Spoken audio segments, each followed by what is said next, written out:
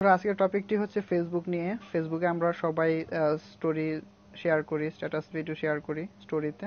So সেগুলো আপনারা পরবর্তীতে কিভাবে দেখবেন, এটা সাধারণত 24 ঘন্টার বেশি থাকে না।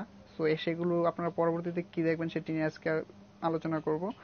তো এর জন্য আপনাদের অবশ্যই ফেসবুকে যেতে হবে। তো ভিডিওটি শুরু করার আগে আপনাদের কাছে একটি রিকোয়েস্ট, আপনি যদি এই চ্যানেল নতুন হয়ে থাকেন তাহলে চ্যানেলটি সাবস্ক্রাইব করে পাশে থাকা বেল আইকনটি প্রেস করে রাখবেন। এতে করে আমার নতুন নতুন ভিডিওগুলো পেয়ে যাবেন সবার আগে। তো চলুন শুরু করা যাক। তো চলে যাচ্ছে আমাদের ফেসবুক অ্যাপের মধ্যে। তো অ্যাপের মধ্যে আসার পর আপনার হোমে এসে পড়বেন। হোমে আসার পর আপনার যেখান থেকে স্টোরি দেন আর কি সেখানে চলে যাবেন। সরি,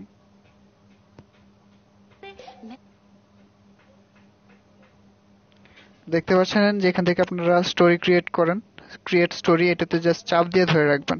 চাপ দিয়ে ধরার পর দেখতে পারেন স্টোরি আর্চিভ, জাস্ট এটাতে ক্লিক করবেন। এটাতে ক্লিক করার পর আপনি এই পর্যন্ত যত স্টোরি এখানে শেয়ার করেছেন সব কিছু কিন্তু এখানে দেখতে পারবেন। দেখতে পাচ্ছেন সব স্টোরি এখানে আপনি পাবেন, যা যা স্টোরি এখানে আপনারা শেয়ার করছেন।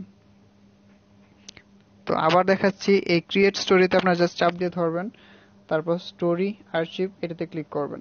আর্চিভ বলতে শব্দটা সঠিক আমি বুঝতেছি না, জাস্ট যেটাই হোক স্টোরি আর্চিভ এটাতে আপনারা ক্লিক করলেই পেয়ে যাবেন।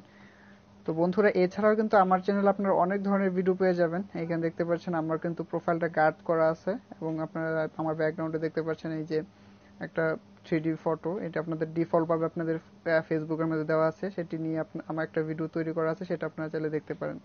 তো ভিডিওটি ভালো লাগলে ভিডিওতে একটা লাইক দিবেন, আর এমন নতুন নতুন ভিডিও পেতে চ্যানেলটি সাবস্ক্রাইব করে পাশে থাকা বেল আইকনটি প্রেস করে রাখবেন। ধন্যবাদ।